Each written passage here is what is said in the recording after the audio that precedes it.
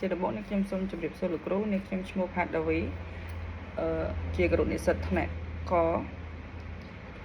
ថ្ងៃនេះខ្ញុំមកសង្ខេបមេរៀននៅសប្តាហ៍ទី11គឺការវាយតម្លៃលើចរិយាបថនិងបំណិនសិស្សចា៎ហើយនៅក្នុងខ្លឹមសារមេរៀននេះគឺទី1គឺប្រភេទលទ្ធផលសិក្សារំពឹងទុកបែបចរិយាសម្បទាទី2គឺវិធីវាយតម្លៃចរិយាសម្បទារបស់សិស្សចា៎ចរិយារបស់សិស្សគឺជាជំនាញទុនឬក៏ជាជំនាញទំនាក់ទំនងផ្ទាល់ខ្លួនចាដែលបុគ្គលនោះទទួលបានតាមរយៈការដកបទពិសោធន៍ពីការសិក្សានិងអាជីពការងារផ្សេងៗអញ្ចឹងកាលណារៀនបានខ្ពស់ចានឹងធ្វើការងារបានច្រើននៅជំនាញផ្នែកចរិយាសម្បទានិងសម្បទារបស់យើងហ្នឹងក៏រីកចម្រើនទៅតាមនឹងដែរចាចរិយាសម្បទាសំដៅទៅលើជំនាញក្នុងការគ្រប់គ្រងខ្លួនឯងឬវិន័យផ្ទាល់ខ្លួនការសហការជាមួយអ្នកដទៃការប្រស្រ័យទាក់ទងគ្នាទៅវិញទៅមកការច្នៃប្រឌិតអ្វីមួយភាពអត់ធ្មត់ផ្សេងទៅលើការងារចាចំពោះបំណិនពុទ្ធិចាចំពោះបំណិនពុទ្ធិគឺជាជំនាញប្រាជ្ញាសម្បទាហើយជំនាញគឺជាជំនាញដែលប្រើប្រាស់សម្រាប់ការគិតវិភាគហេតុផលចងចាំនិងរៀនផ្សេងអញ្ចឹងជារឿយៗងាយស្រួលក្នុងការវាស់ស្ទង់ជំនាញការយល់ដឹងនិងវិជាសម្បទាវាស់ដើម្បីវាស់វែង IQ វាស់តាមការប្រឡងប្រចាំខែប្រឡងតាមត្រីមាសឆៅមាសតាមការរង្វាយតម្លៃតាមតំណែងនិងរង្វាយតម្លៃបញ្ចប់ហើយគេប្រើសម្រាប់វាស់បំណិនពុទ្ធិចាបញ្ញាសម្បទាហ្នឹងហើយជំនាញបញ្ញាសម្បទារួមមានការគិតនិងឆ្លើយតបទាន់ហេតុការណ៍ចាសមត្ថភាពក្នុងការចងចាំមេរៀនឬហេតុការណ៍ហើយការផ្ចង់អារម្មណ៍ឬក៏ភាពបត់បែនណាការវិភាគបញ្ញាជាលម្អិតការគិតបែបពហុកិច្ចការនិងកិច្ចការច្រើនក្នុងពេលតែមួយហើយការបែងចែកចំណាត់ថ្នាក់ព័ត៌មានឬក៏វត្ថុផ្សេងដែលដូចជាល្អឬក៏អាក្រក់ឬក៏ត្រឹមត្រូវផ្សេងហ្នឹងចា៎តមកទៀតគឺចរិយាសម្បទានិងលទ្ធផលសិក្សារំពឹងទុកចាចំពោះចរិយាសម្បទានិងលទ្ធផលសិក្សារំពឹងទុកហ្នឹង positive mental attitude ហ្នឹងគឺជាអេយ៉ាបតវិជ្ជមានមួយឬក៏អាកប្បកិរិយាវិជ្ជមាននៅក្នុងខួរក្បាលអញ្ចឹងពេលគាត់គិតវិជ្ជមានសកម្មភាពវិជ្ជមានការសិក្សារបស់គាត់ហ្នឹងក៏វិជ្ជមានតាមនឹងដែរអញ្ចឹងក្នុងនាមជាគ្រូកុំឲ្យគាត់គិតបែបអវិជ្ជមានចាអញ្ចឹងនាំឲ្យការសិក្សារបស់គាត់ក៏ទៅតាមនឹងដែរចាទំនាក់ទំនងរវាងលទ្ធផលសិក្សានិងចំណង់ចំណូលចិត្តលើមុខវិជ្ជាចាអញ្ចឹងជំរាបជៀបទៅលើសិស្សជោគជ័យក្នុងការសិក្សាចាសិស្សជោគជ័យក្នុងការសិក្សាគឺគាត់មានក្តីសង្ឃឹមចាគាត់មានទិដ្ឋិនិយមចាអារម្មណ៍របស់គាត់បែបវិជ្ជមានហើយគាត់ចង់មានភាពជោគជ័យបន្ថែមហើយគាត់ចេះស្វែងរកបញ្ហាគាត់អាចស្វែងរកនិងប្រើប្រាស់មតិរិះគន់គាត់អាចផ្ដល់សិទ្ធិអំណាចដល់អ្នកដទៃចាគាត់តាំងចិត្តចូលរួមឬក៏កាត់កិរិយាបែបវិជ្ជមានអីផ្សេងហ្នឹងតាហើយចំពោះសិស្សដែលបរាជ័យក្នុងការសិក្សាវិញគឺគាត់គ្មានក្តីសង្ឃឹមទេចាហើយសុតិដ្ឋិនិយមរបស់គាត់ក៏អត់ល្អដែរចាអារម្មណ៍របស់គាត់បែបអវិជ្ជមានហ្មងហើយគាត់ព្យាយាមគេចពីបញ្ហាហើយគេចពីការបរាជ័យរបស់គាត់នឹងហើយសិស្សបរាជ័យក្នុងការសិក្សាគឺគាត់ការរិះគន់ជាការជន់ផលិតចាគាត់គិតថាការរិះគន់នឹងជាការជន់ផលិតហើយមួយទៀតគឺគាត់ខ្មាស់អៀនចាគាត់មិនច្បាស់លាស់គាត់មិនចូលរួមហើយអាកប្បកិរិយារបស់គាត់បែបអវិជ្ជមានដែរ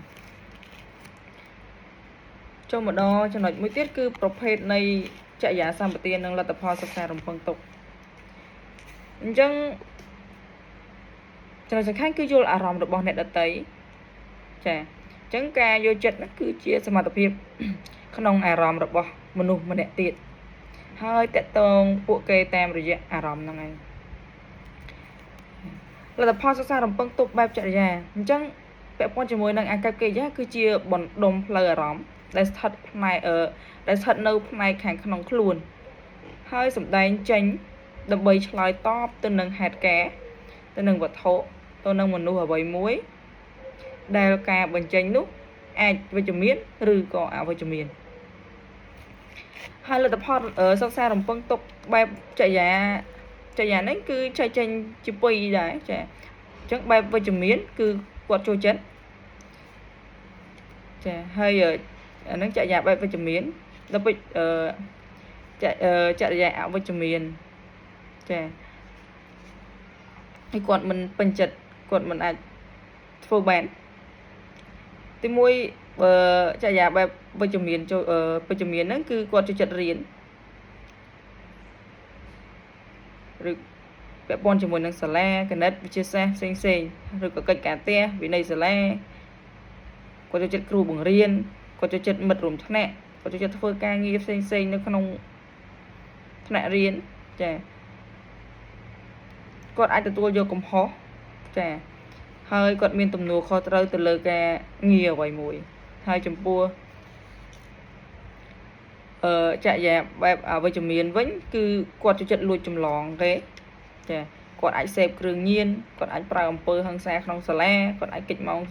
សិក្សាឬក៏គាត់អាចបោះបង់ការសិក្សាតែម្ដងចូលមកដល់ចំណុចមួយទៀតគឺលទ្ធផលសិក្សារំពឹងទុកបែបគុណតម្លៃអញ្ចឹងគឺជាតម្លៃដែលយើងភាគច្រើនតែងតែចង់បានទីមួយគឺលទ្ធផលសិក្សារំពឹងទុកបែបគុណតម្លៃហ្នឹងដែលគ្រប់គ្នាចង់បានចាតែចង់បានទីមួយគឺភាពស្មោះត្រង់ចាទីពីរគឺសុចរិតភាពទី3គឺយុត្តិធម៌ទី4គឺសេរីភាពតាមមកទៀតគឺលទ្ធផលសិក្សារំពឹងទុកដោយលើការលើកទឹកចិត្តអញ្ចឹងបើនៅក្នុងបរិបទសាលារៀនវិញពាក្យថាលើកទឹកចិត្តគឺសំដៅទៅលើសកម្មភាពរបស់សិស្សដែលបានចូលរួមក្នុងសកម្មភាពផ្សេងដូចជាក្នុងការរៀននិងស្ដាប់ហើយចំណុចសំខាន់គឺត្រូវលើកទឹកចិត្តខ្លួនឯងដើម្បីធ្វើឲ្យការងារហ្នឹងកាន់តែប្រសើរឡើងកាន់តែជោគជ័យទៅមុខថែមចាចូលមកដល់ចំណុចទី2គឺវិធីវាតម្លៃចរិយាសម្បទានិងបំណិនក្រៅពុទ្ធិចាក្នុងចំណុចទី2នេះគឺចេញជា4ចំណុចធំចាទី1គឺការអង្កេតរបស់គ្រូការអង្កេតហ្នឹងគឺអង្កេតទៅលើអរិយាប័ត្រជាក់លាក់របស់សិស្សចាមួយទៀតគឺការអង្កេតទូទៅអញ្ចឹងការអង្កេតទូទៅហ្នឹងគឺជាការអង្កេតរបស់គ្រូទៅលើសកម្មភាពរបស់សិស្សដែលមិនទាមទារឲ្យប្រើប្រាស់ទម្រង់ច្រើននោះទេដែលមានភាពស្មុគស្មាញចាអញ្ចឹងនៅក្នុងការអង្កេតទូទៅហ្នឹងគឺគេអត់អង្កេតឲ្យប្រើទម្រង់ច្រើនទេចាអញ្ចឹងគេចូលចិត្តប្រើទម្រង់បែបងាយស្រួលគេអត់ចូលចិត្តភាពស្មុគស្មាញទេ